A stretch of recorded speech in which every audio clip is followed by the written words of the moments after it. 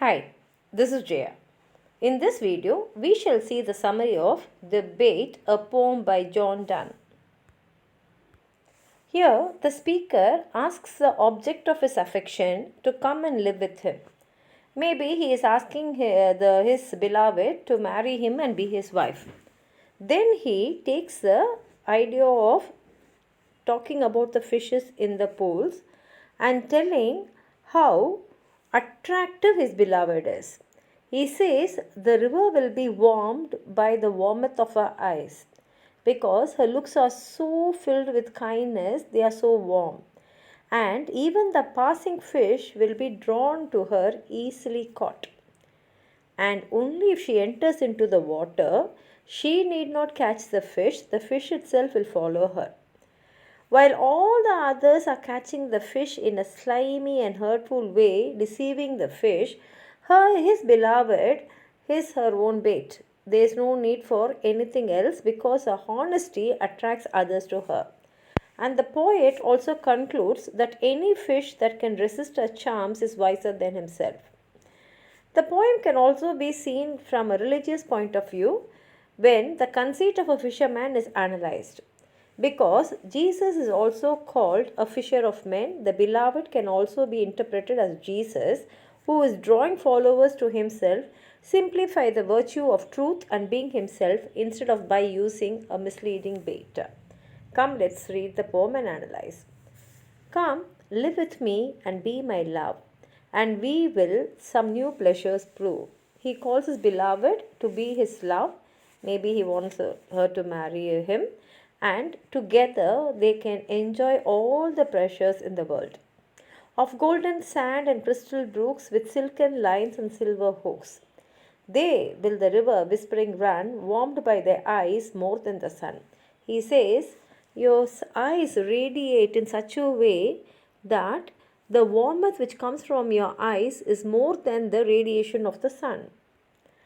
And the enamored fish will stay. And what will happen is all the fish which is in the river, brook and all that, it will all just stand just looking at you.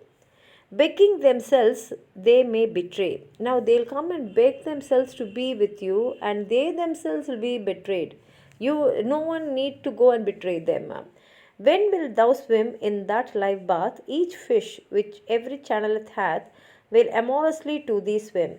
And if only you enter into the river or the water body in which the fish is, each and every fish which is there will form a channel and follow you, will swim and come to you. Gladder to catch thee than thou him. Generally, we only will go and catch the fish, but the fishes here will be glad to follow you and catch you. And then he continues saying, if thou to be so seen best loath, by sun or moon, thou darkenest both. If only you are compared to the sun or moon, next to you the sun and the moon will become dark. You will be the brighter one. And if myself have leave to see, I need not their light having thee.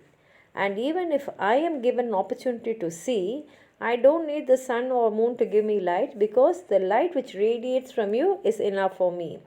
Let others freeze with angling reeds and cut their legs with shells and weeds, or treacherously poor fish beset with strangling snare or windowy net. Let every other person use any deceitful manners which they want. Let coarse bold hand from slimy nest the bedded fish in banks outrest, or curious traitors sleeve silk flies bewitch poor fish's wandering eyes. And every one who's trying to fish, they will try all sorts of mean ways to catch the fish. For thee, thou needest no such deceit, but you need not cheat the fishes.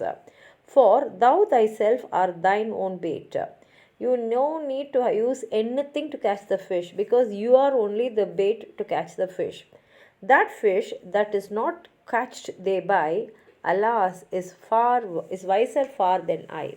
And if only any fish is there which is not caught by you, it must be a fish which is far wiser than I. Thus he ends the poem. It's a beautiful poem by Donne. If you have anything more to add on to what I've said, please write it in the comment box. Like the video, share it with your friends. And if you have not subscribed my channel, please subscribe and support. Thank you.